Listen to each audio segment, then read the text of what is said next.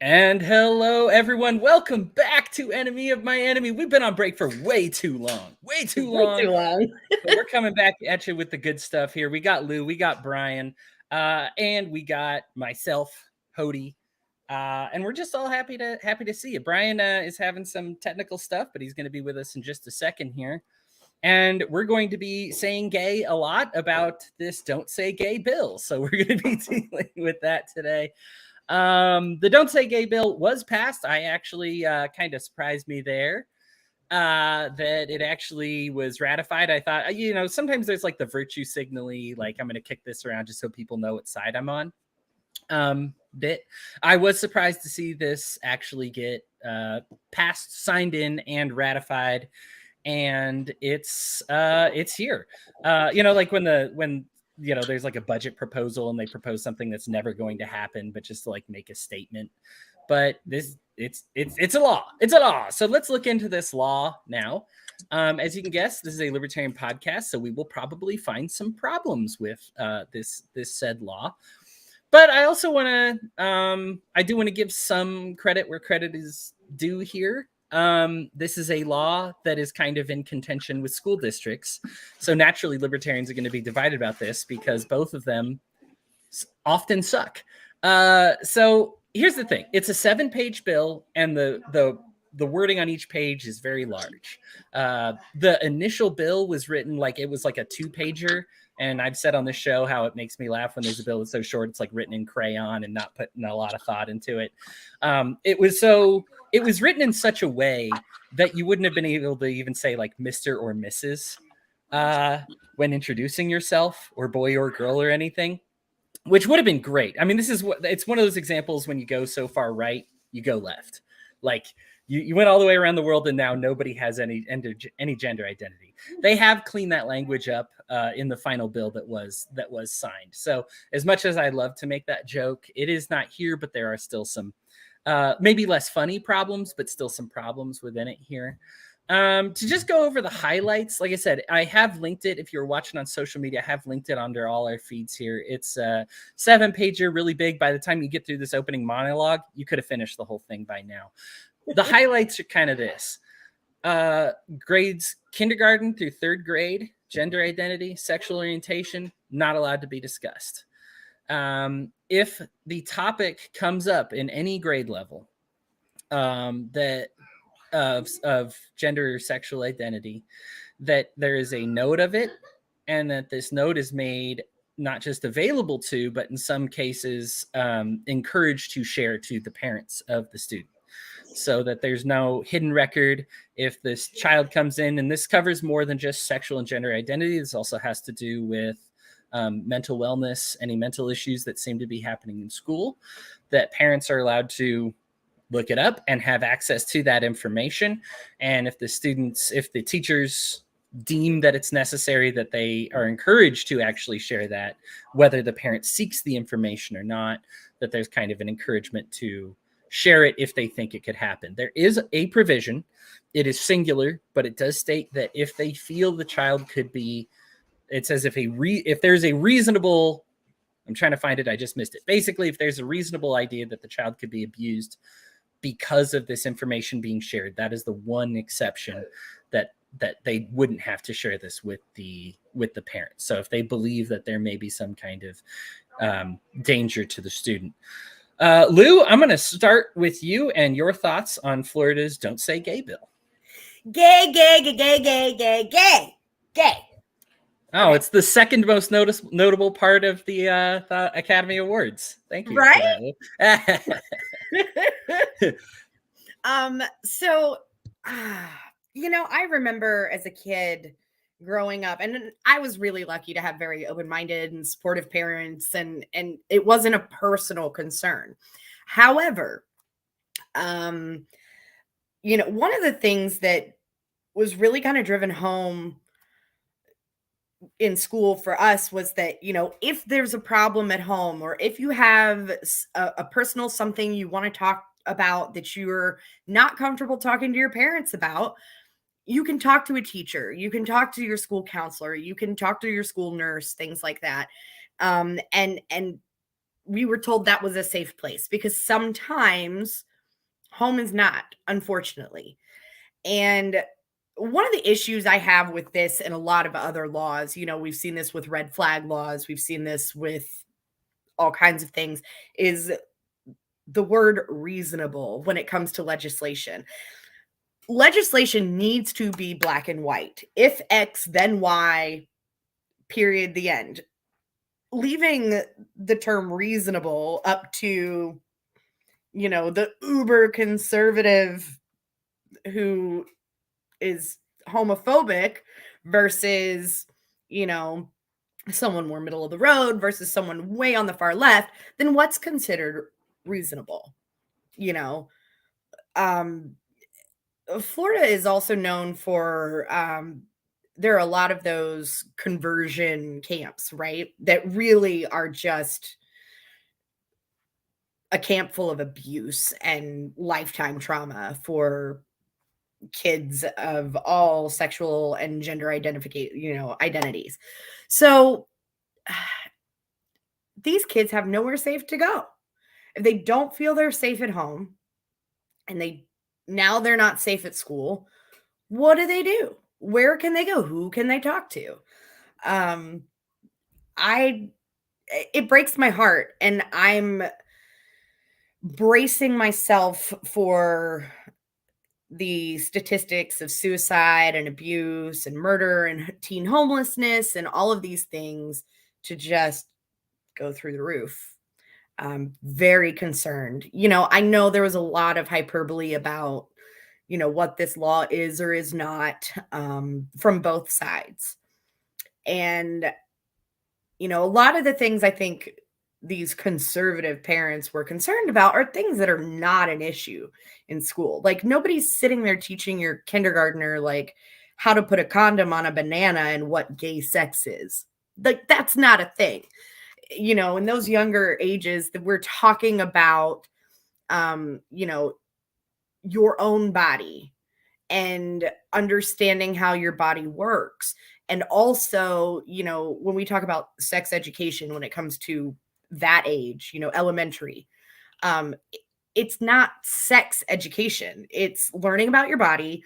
Also learning about what is and isn't okay, and who you can go talk to if somebody's, you know, molesting you or trying to harm you or things like that. So now you have this, I don't know.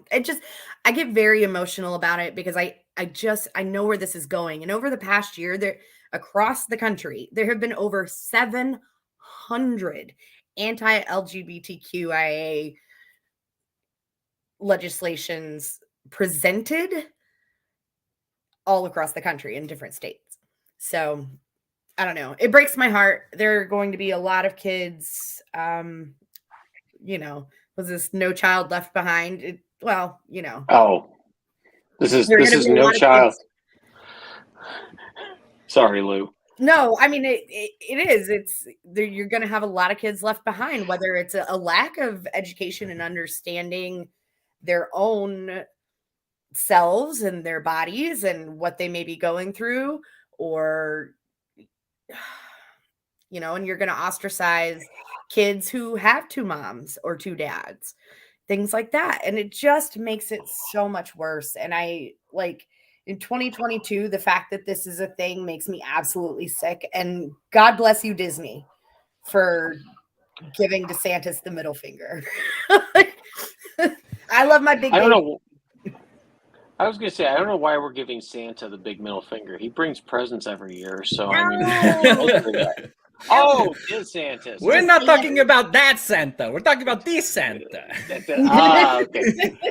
The great thing, you know, I just want to chime in on this. The great thing about No Child Left Gay bill that's just been passed is, just like all other bills, vague laws are bad laws.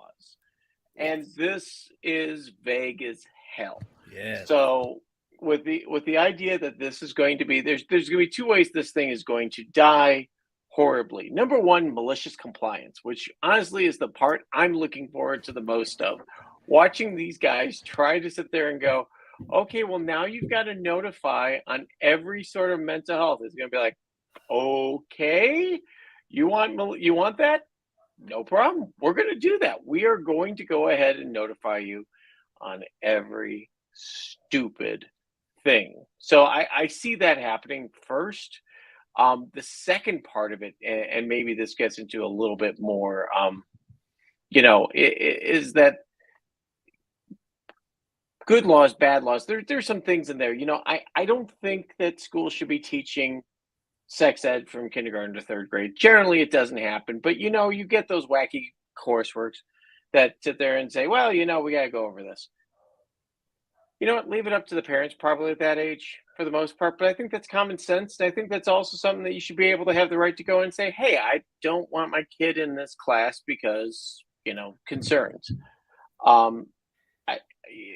I just, it's this thing of like, you're trying to legislate a lot of common sense things. And when you legislate common sense, there's no sense left. So it was an overreaction on the left for the bill because you couldn't say gay in school. You can say gay in school. It's just, it was an they kind of they should have directed the anger to, this bill is so poorly written that you could say gay in the school and get in trouble at a certain grade level. But again, why as libertarians, we ought to be looking at these things and going, the more laws doesn't make life better. If anything, the thing that makes life better, as we all know, is simply choice. The choice for your child to go to a school, your choice to rip your child out of that school and homeschool them or send them to another school. Those are the things we should be pushing for. The idea that we have to engage in some sort of culture war for the LGBTQIA plus RSVPXYZPDQ, I don't know all of them. I'm sorry, I'm not that woke yet. GSM works. But gender and sexual minorities. GSM's my favorite too. Yeah. GSM is such a terrible sell. If you're a techie guy, you're hearing GSM, you're thinking you're phone farting. Really, come on, LTE is the way to go. True. That's the problem with acronyms. The problem with acronyms in the tech world, it's like GSM. I'm going, oh God, my phone's gonna fart every time again it rings. Great. No, and the thing is this is that the one thing that comes up that's more of a behavioral, issue like that is that kids are impressionable. And I know we like to have the idea that no kid would want to be gay. This is just how they are. No kid would want to be trans. It's just how they are. I saw a lot of kids go through high school, a lot of experience with seeing really hard. Kids I know. It's hard to go through, but it's also, there's a lot of kids who latch on to that identity to be able to express themselves in a different way. So there's other issues there, but seeing as how we're sticking to no child left gay here. It is again, it's a terribly written bill, written to anger everybody and take the attention off of DeSantis's terrible polling numbers, I guess, nationally. Maybe the threat of Mike Pence coming back and wrestling the Republican nomination, like that's ever going to happen. But anyhow. So I know I'm off on a tangent, Hodey. I'm sorry. You're all right. Ranting at the last minute. You're all right. You're all right. I appreciate it. I mean, concern. Oh, sorry. Go ahead. No, Lou, you go ahead real quick. Okay. One of my concerns, and I mean, there's 1,000,001 different scenarios, right?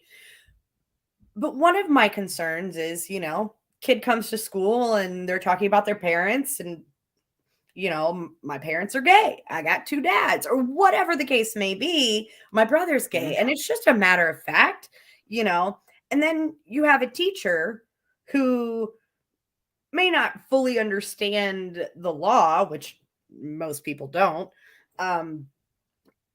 turns around to reprimand them like you can't talk about that in class. And then what? Now you're ostracizing people because their family looks different. And in Florida, where they've already outlawed CRT, which again was never really part of, this it's very similar, the two, because, you know, they're making claims that certain things are in a curriculum that are actually not in a curriculum, number one. Number two, school districts already would send home a syllabus and a permission slip for kids to sign, or for parents to sign, saying, yes, I'm fine if my kid takes this segment of a health class, because it's not even sex ed in that grade. It's a health class where they're learning about, you know, this is what happens when I run and I get oxygen in my blood. And there's always a chapter about your reproductive organs and your own body and these sort of things, right? And every time schools send home like a permission slip and a syllabus and say, hey, parents, we're going to cover this chapter. If you're down for your kid being in class, cool. If you're not, cool. Like, this law was unnecessary. And I've talked to educators in Florida who have said we have never, ever, ever covered anything on that topic without a permission slip signed. And kids whose parents said no went to the library and watched a movie. Let me kind of come the alternate viewpoint on this, which is, you know, if we're gonna have the "Don't Say Gay" bill, we gotta have to say "Don't Say Jesus" bill, because we still have Bible trailers in the county that I live in. Oh yeah, for the schools, and so, you know, it's just kind of funny because you know what happens to those kids that get excused, right? That don't go to Bible trailer, they get ostracized. In fact, we had a long discussion with my son about going to that. He wasn't a big fan of it, but he was going to get ostracized. My daughters were going to get ostracized if they didn't want to go. Yep. So it's the same kind of principle. So to be honest, it encourages.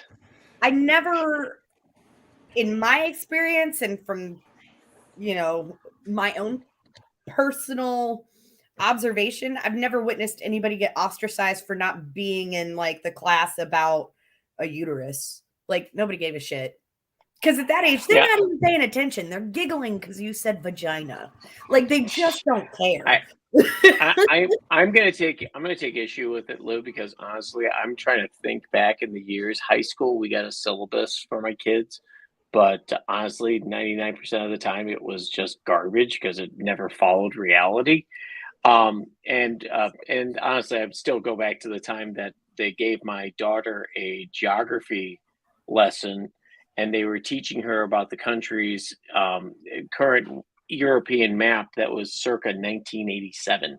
So those schools are just such a mess legally, from poor curriculum, no child left behind. Oh my God, what a mess that is. Yeah. And now I this. agree. So it's honestly, we've dumbed the schools down, which some people really wanted anyway. They would like to see the schools dumbed down to the point where they're useless.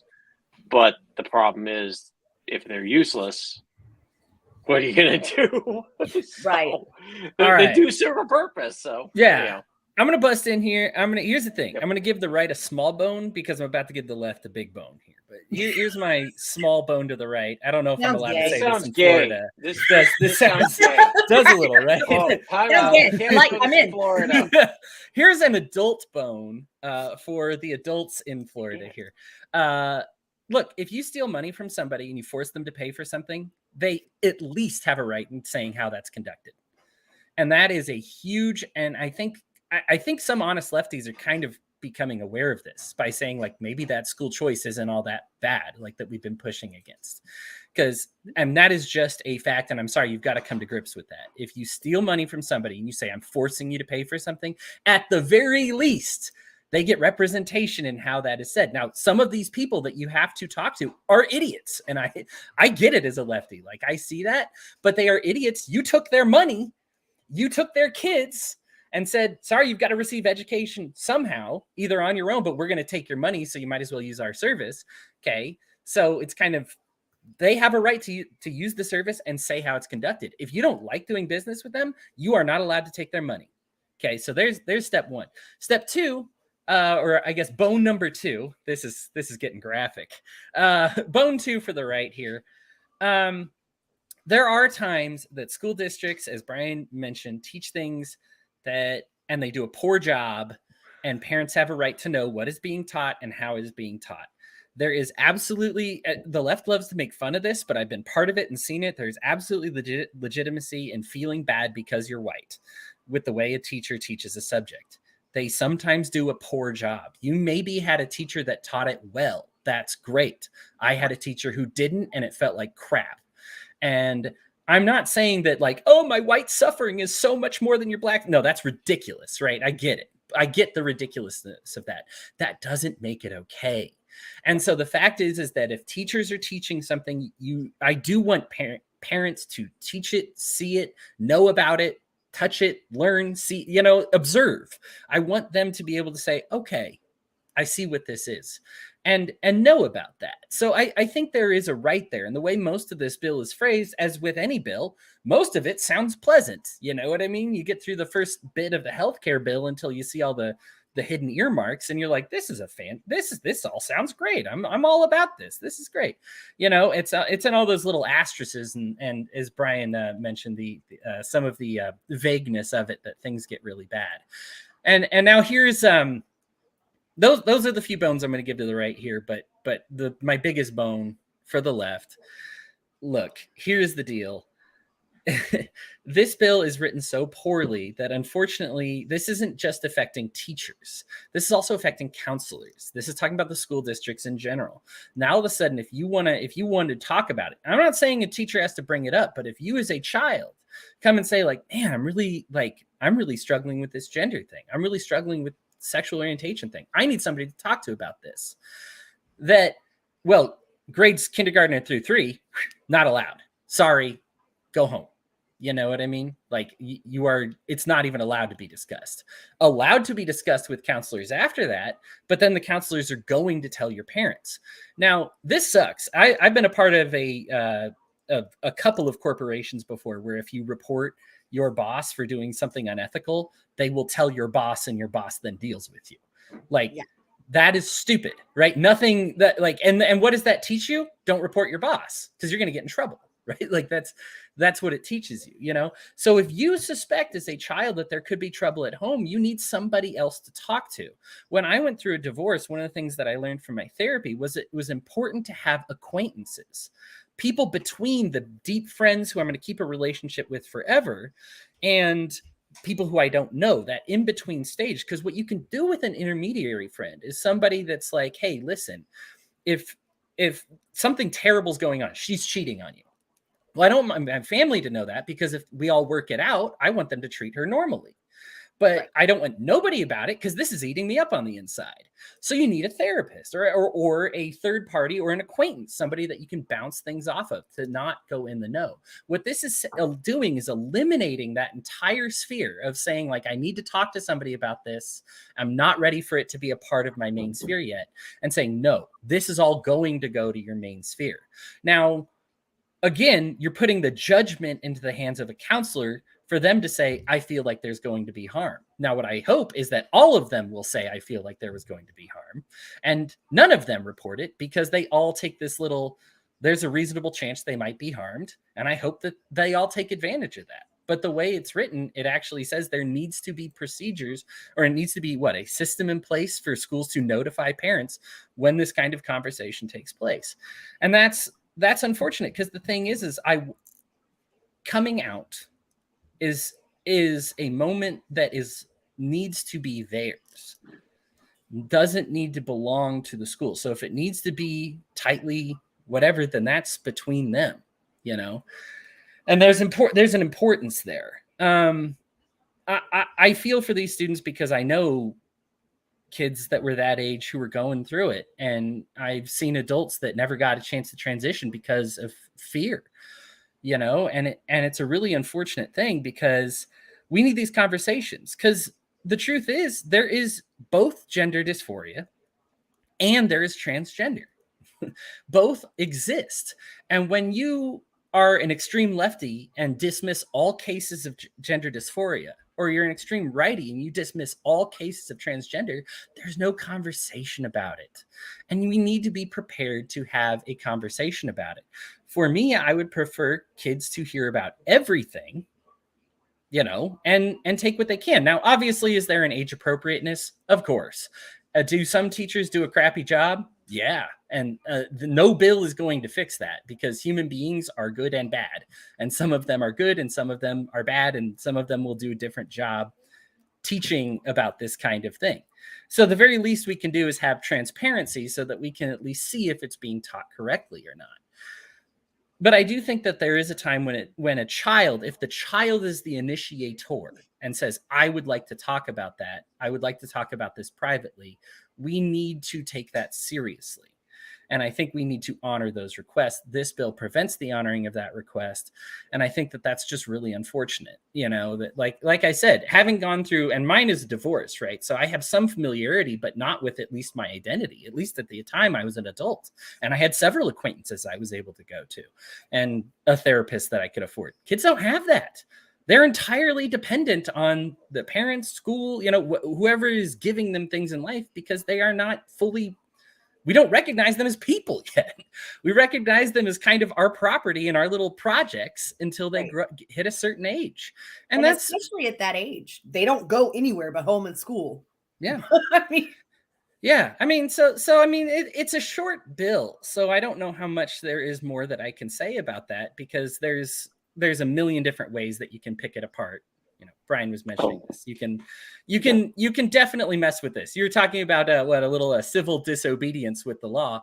You can absolutely send a notification that is extreme, that doesn't have anything to do with it, and still fulfill the requirements of the law, right? There will probably be people who do that because they're creative and don't actually want to disclose anything, and we'll see. This is kind of one of the issues with legality, and I think that there might be room for some, if we accept that we live in a statist system, which we all must accept. If there is going to be a law, I think it does need to increase transparency. But when you create all these other steps that just make it more and more difficult, I mean, eliminating any discussion about gender or sex. So there are second and first grade books that talk about this. Mm-hmm. They just talk about it with straight, normal, cis people and heterosexual relationships. They're not talking about sex, but then again, neither are any of the gay material that everybody's so scared of, right? And so it's is having two dads against this bill? Is a kid's book talking about two dads? Well, it could be if you interpret it that way. But if that's the case, then so wouldn't having a book with a mom and a dad in it? That's a discussion about having two different parents, and it's one of those, it's well, should I teach nothing and be safe? Well, a lot of teachers do that. I have a friend who is quitting teaching after this semester. He actually had all his vacation days, so he's already quit. He's just lined up all his days for the rest of the year, and he will never teach again. And it's because people are just erring on the side of teaching nothing because they're so scared of what they can or can't do. So it's well, I know if I do nothing, nothing will go wrong. That's not good education. It's really bad bang for your buck if you're a taxpayer. Anyhow, anything else you guys wanted to talk about this one? We got obviously a lot of time on the clock on this one. I'm going to look at some comments here and see if there's something we should talk about. One of the things that it makes me sad because I've, from an adult perspective, I have watched over the last few years as we've made a lot of progress towards, acceptance just as a society. No, it's not great, but it's better. We're making progress, right? And we've also made a lot of progress scientifically, as far as understanding what is really happening in someone's brain or what have you that contributes to these things. So it's not, we know it's not a choice. We know it's not, but and I want to quote this really quickly. You can quote me slowly if you'd like. Yeah. Wait. We can't wait. You first talk about boning. Now you wanted to talk slowly to you. I'm getting really confused here. Am I in I think I might be in heat. Is that a thing? Are you in heat? Hodey in heat. Oh my God. I'm sorry. We made some. So- We're making some Philly Oh, cheesesteaks, God, and I okay. think it's doing something up here. All right, Are, go are ahead you, and give are us you the taking some hormones here, Hodey, or something? Yeah. Is there something you haven't told us yet? Talking about don't say gay, and Hodey's like, "Did you say Obviously, I gay?" feel really strongly about this issue. Oh my goodness. Okay, so I'm not even going to attempt to pronounce her last name. First name Tasha. She's a pediatric psychologist in Miami. And she talks about the fact that children begin to have an innate understanding of their identity between the ages of 3 and 5. And something like this forces them to not be allowed to ask questions that they need to ask. And you know, all of the progress that we have made as a society, you see, from adults, right? We see pride, and we see a lot more representation in Hollywood, and we see a lot more representation in government now. We see, we're more represented across the board in so many ways in the adult sphere, right? But we're backtracking so much with youth in this bill that I'm kind of scared of what that in between is going to look like. Because now that we know so much more and we understand so much more about the psychology and the physical aspects of brains and hormones and genetics and all of these things that contribute in different ways, it blows my mind. It's like we're going backwards. It doesn't make sense to me. And I don't know. I'm sad, but luckily, and I just had it and then I lost it. I can't remember which organization. I'm sure there's probably multiple organizations that are suing the state of Florida over this bill. And I'm sure it will go to the Supreme Court. I'm sure it's going to do. I have no doubt in my mind this will likely be overturned. Oh yeah. Vague You think so bills too, usually Brian? die. All right, when you two say yeah. it usually happens. So I'm right. Yeah, Like my predictions are pretty good because it's not constitutional. Because now you are actively othering people based on gender and sexual identity. Yeah, but say it's not constitutional. I think the problem is that the law is so vague that's where the problems are going to arise, and the Supreme Court does not like vague laws. Right, exactly. So there's enough case history to prove that. Mm-hmm. So I think that it's gonna go to the district court. District court's gonna hold it and say, yeah, this needs to be tightened up because this is garbage. And at that point, then we'll be done with the election cycle and we'll be on to the next thing. Is whatever it's gonna be. Don't say But like the one in Texas got Hi. held up. Why would this one not get held up when the one in Texas did? Why wouldn't this one? You mean the abortion bill? The abortion bounty hunter. That's still working. That's still working its way through. Oh, Yeah, is it not all the way up? Oh no, that hasn't hit the Supreme Court yet. Okay. I don't think it has, at least. Yeah, it's gonna. I mean, you could get an emergency. Are you talking like SCOTUS or like state Supreme Court? SCOTUS. Oh, SCOTUS. okay. No, okay. This is going to be this may work its way through the state courts, but then it's going to go. This is better tried in federal court, simply because that you could make the argument that the state doesn't have jurisdiction because this is going to be a fundamental right, and that the law was written so vague. So the state could interpret it and say, well, this is okay, this is the way we write laws. But the feds can come in and say, yeah, no, you really shouldn't write vague crap like this. Right. So, and I'm not a lawyer. I played one once on TV. There's the disclaimer for the day. Just the thing is that there's so many opportunities, and Lou, I agree with you that we are far more accepting and tolerant. And I'll tell you this much: I look at my kids when they were growing up, and compared to when I grew up in the 70s and 80s, and of course it was a lot of that, even from the teachers on occasion. But acceptance of kids with different abilities, special needs, stuff like that. So that's way different. So I think in society we've changed a lot on that. but the thing that I also caution against is leaving the school as an arbitrator of this and being the primary contact, because like Hodey was saying, gender dysphoria, transgenderism, these are things that we don't want cops diagnosing this stuff, and I definitely don't want teachers diagnosing this either. Right. So this is kind of the area where you start going, and as parents, I have a hard time sitting there with, I can understand kids that express themselves from a very early age. I actually have a relation that is now expressing that he feels more comfortable in girls' clothes. He's wearing it. Parents are cool. They're having fun. They're having fun. Well, they're at Disney this week, so they are having fun. And it's been mostly, it sounds like, an accepted experience. So she, he, she, he going to she, again, pronouns, it's a different argument. I can barely remember people's names. Don't ask me to remember pronouns. I'll just call you all of you assholes. And what up, G? Yeah. Asshole 1, asshole 2, asshole 3, you're the fourth. Yeah. But the thing is that I think most parents want to be involved. We can think the worst case scenario that, the kid's going to go home and get beaten. Well, you're right. That is a possibility. Same possibility is if he said, I got a question. This Jesus guy doesn't sound totally on the up and up. I'm kind of interested in this Buddhist guy. Or, oh, wow, I think I might be trans.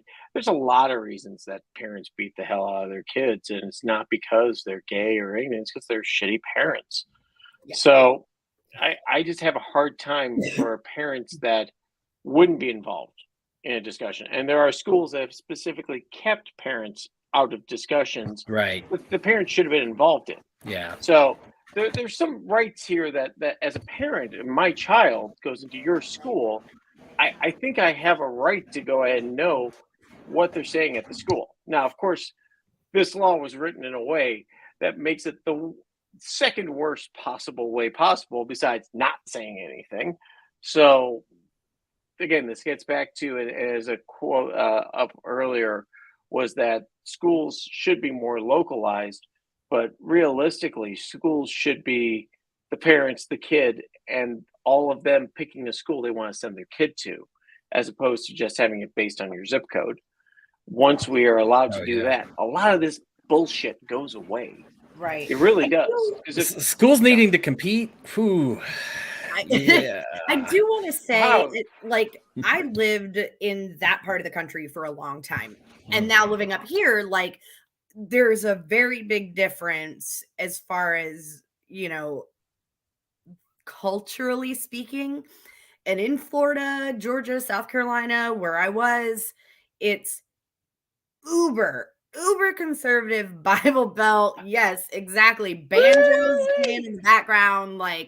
And it is, I thank God every day I got out of there, because even the sweetest old lady who just loves everybody will be like, except for him, because he's an, and gay slur, and it's just, and it's Jesus would burn, make him burn in hell, which Hodey and I'm sure could go on a 3-hour rant about this. But I'm going there. Hi, I'll Brian. say hi to her. We said the R word. We said religion. Brian's leaving. He's like, hey. No. I was gonna say I'll probably see her down there. So hey, you're leaving to go see. I'll send you a rainbow T-shirt you can wear. Grandma Slur. Okay. Grandma Slur. Because and it is culturally. So in Florida, where this bill is, I have significantly more concern for the safety and well-being. And I don't mean just physically, I mean emotionally, mentally, psychologically, because the idea of sending your kid off to conversion camp because they said they were gay, is a very real thing. Yeah. And it's so ingrained in the culture there that even those who are not actively religious still hold bigoted beliefs based in this sort of westernized evangelical Christian, and so they're truly, I'm more concerned about kids in Florida.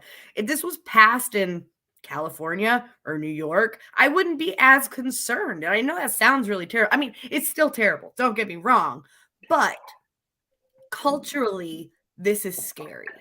This is far more scary for kids there than up here.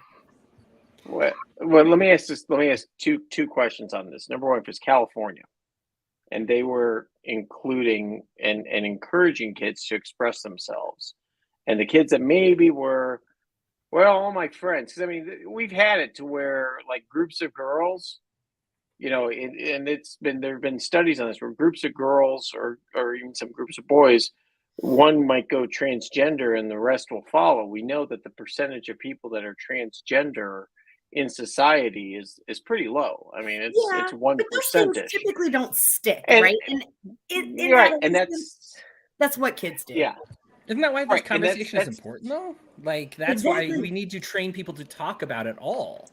Like, gender dysphoria and transgenderism. Like, that's why I want more discussion and why I really kind of don't like bills like this. Sorry, go ahead, Brian. Right. Yeah, and I agree. There should be more discussion about this, but then also there should be also the conversation of just because they express transgender ideas at 12, 13, 14 doesn't mean you start giving them hormone therapy until you're really damn sure.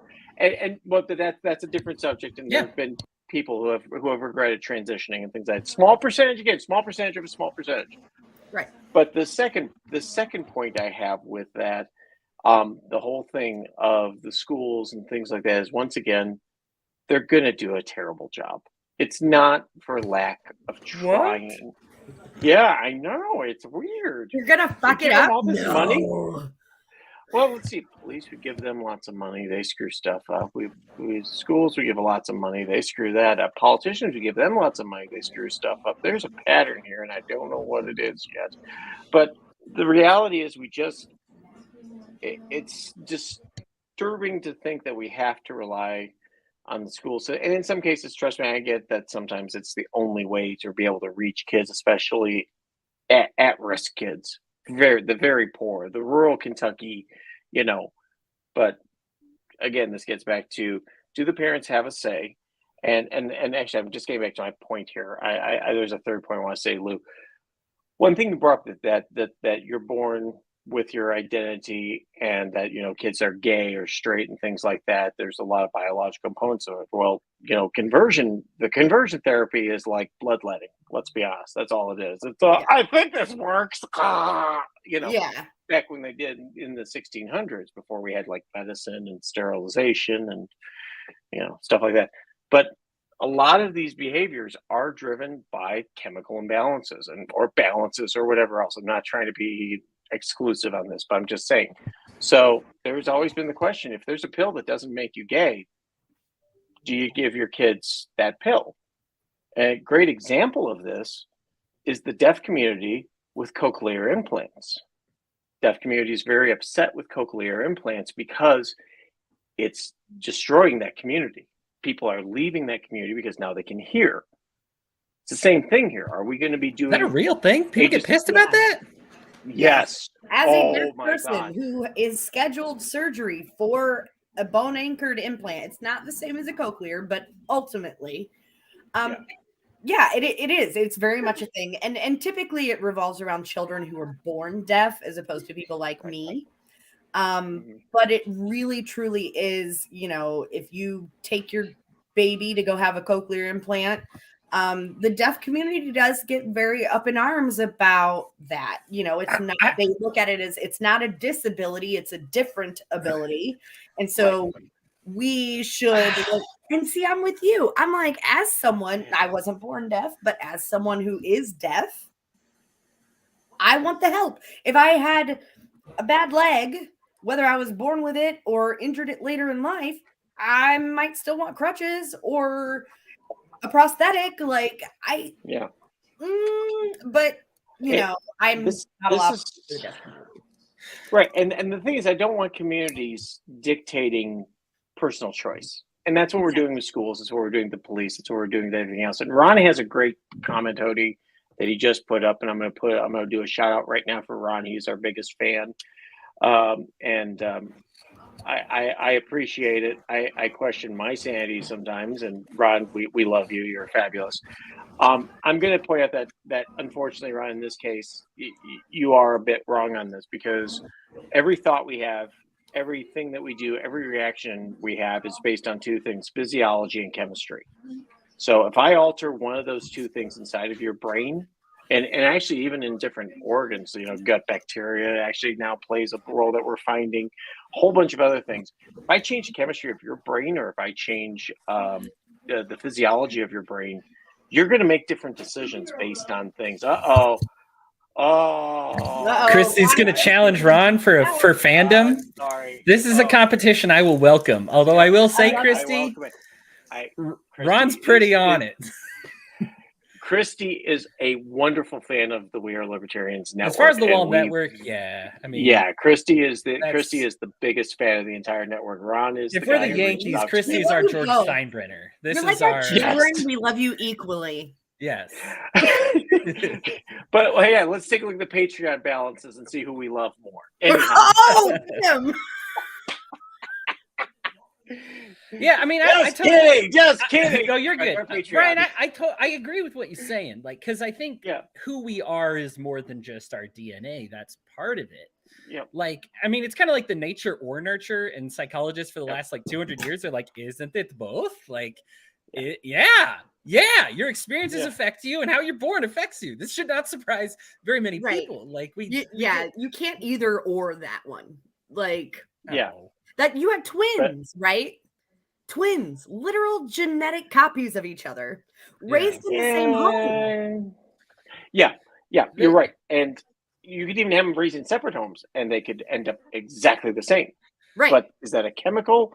Is that a societal? Is that, and no one wants to do that experiment because, hey, let's grab a bunch of kids and screw up their lives. Oh, wait, where's the government? They're experts at that. Let me go get them. Twin studies are actually, so that's something I was kind of looking at recently. And that's a conversation worthy of probably a whole other, if we're talking about like genetics and race, and like, I think that would probably be for another episode. But I do want to finish, because I think, Brian, this gets started on, I want you to finish your point with the gay pill. Like, if we have a you're not gay pill, do we administer it or not? Yeah, and I think this is a legitimate thing. I have growing up, I remember hearing lots of people, I wish there was a pill that didn't make me gay. And I understood that. I understood that at a young age, even through all of Eddie Murphy's jokes in the 1980s. That, there are a lot of people that don't want to live this lifestyle, but they can't help who they are. So if there's a treatment for that, I don't want to be deaf. I don't want to be missing a leg. I don't want to be doing this. I don't want to have type 1 diabetes. I don't know, Ron, you should have heard me in high school. I guess maybe I should have been, Did you go through this too? I went through this. Hey, it's like, when's the voice going to drop here? Hello, am I 16? It sounds like I'm 12. Anyhow. We're talking about a lot of correlation here, right? Like, there is absolutely, I think this is one of the hardest things to balance as a person, is when is something correlated but not denotated. And like, let me provide you an example that I think everybody will reject. You don't reject the example, you reject the explanation of that example. Like, why is it that domestic violence is so much higher in the Black community than every others? Is it because of their Blackness? No, like, there are events at play here. There is a correlation, and it's not wrong for you to notice the correlation. What's wrong is the extrapolation to say that this happened because you were Black. And I think that's when, right. Correlation, not causation, and also not necessarily means for extrapolation, right? So what we say is it's okay for you to notice these things. Like, and I do want to stress that, because I think a lot of, like, I know for me, that was kind of, I came from the right, moved to the center. I know for me, that was one of the biggest pushes away from me going center, is I felt like I wasn't allowed to notice what I was noticing. That I was just like, is it wrong for me to notice then that gay people like pink? Like, they'd be like, that's a stupid stereotype, and look at these 3 people. And I'm like, yeah, but I know these 20 people. Like, I don't know, like, I'm allowed to have my own experiences and notice these things, and there needs to be some kind of explanation there. Psychology is huge on this. We have a lot of correlated things that aren't always factually true, But that's why you see a psychologist as opposed to a textbook. You're not a number. You're not a this, if this, then this. This isn't math. You know what I mean? Or it's some type of quantum math, I guess, that says, what kind of this are you? We need to examine more of you to find out. Right. And so it's okay for you to notice these things. Sorry, go ahead, Brian. No, but that involves effort, time, money. Yes. And all those things that nobody wants to do. Nobody wants to go into and dig into that. And I've just had an experience this week with somebody in the psychological community, by the way, who was just like, nope, this is it. Thanks for coming. And I was like, did I just check a box? Yeah. Yeah, I'm just going, but anyhow, that's the thing, is that we have to really understand people before you can put them in that box.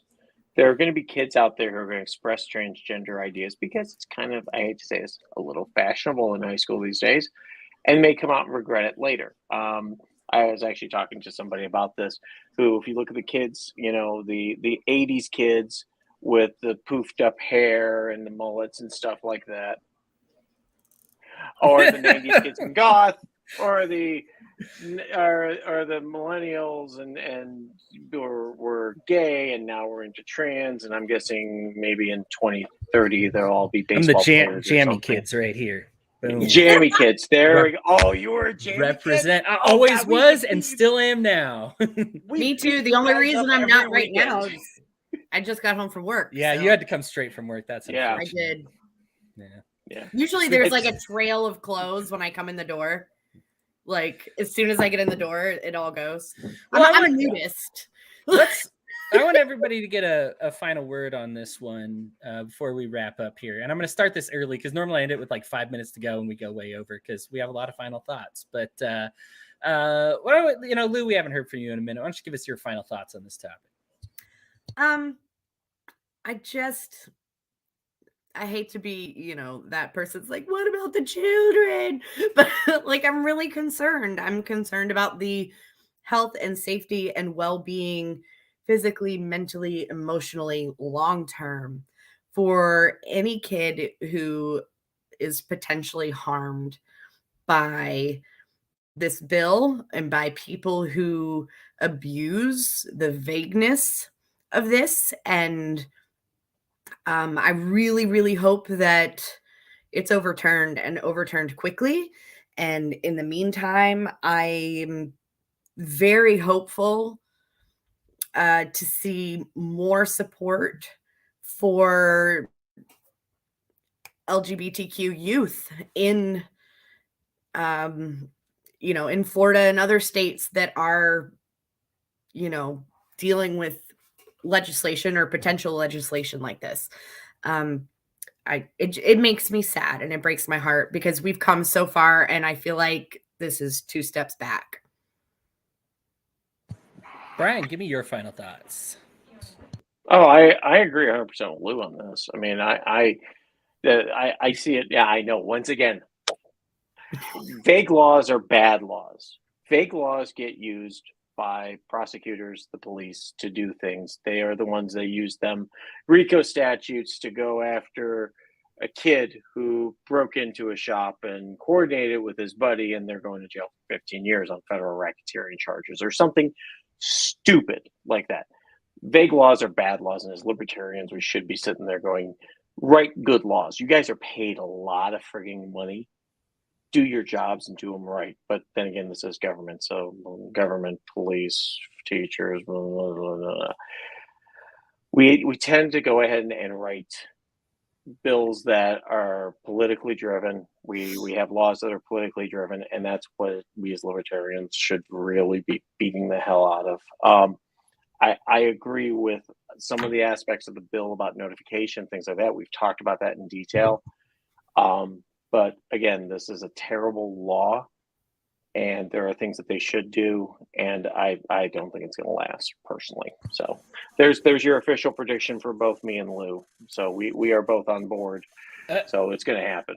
Based on the past, I'm going to take what you say. I am aware I'm kind of naive and maybe just overly cautious when it comes to predictions. I don't know what it is, but like I'll take it. Anyway, All right, so my final thoughts on this one. Look, nothing is going to replace culture, and this goes for right or left. Nobody passing any kind of bill. If this was a bill encouraging discussion, I'd be able to poke holes in it. If this was a bill discouraging discussion, which it is, I'm able to poke holes in it. And the thing is nothing is going to substitute what you as a person are able to contribute to this society. Maybe you see this as a step back, step forward, whatever, wherever you're at. Obviously, like we kind of see this generally, libertarian podcasts, and I'll see this as a little bit of a step back. But the thing is, it doesn't need to stop you. I wouldn't feel discouraged at all by this. People are going to do this stuff, whether it's performative, temporary, or not. Maybe they're trying to make it permanent. It's not going to stop you. Like, talk to your kids. Learn to have the conversation about transgender and gender dysphoria. Learn. Just teach yourself. And you know what? Here's the thing. You don't got to shove it down your kid's throat. Kids, you don't need to talk about what's constantly in your kids' pants. Kids are fixated about what's in their own pants very much. Thank you. I mean, when you are absolutely, look, I've been a teenager. I get it. I was fixated on that thing. Everybody boys from like boys from about age 2 on. That's right. reality. Age 2 on. Stop playing with that. Right? Get your hands out of your pants. Get your hands out of your pants. Stop. Look. Quit pulling on it. It's gonna fall off. They're gonna know that something is up that needs to be addressed, and you'll know, right? Like they'll tell you, and if you're not equipped to have the conversation, that's okay. I certainly wasn't for a very long time. It takes learning, it takes, and just see this as an opportunity to learn on your own.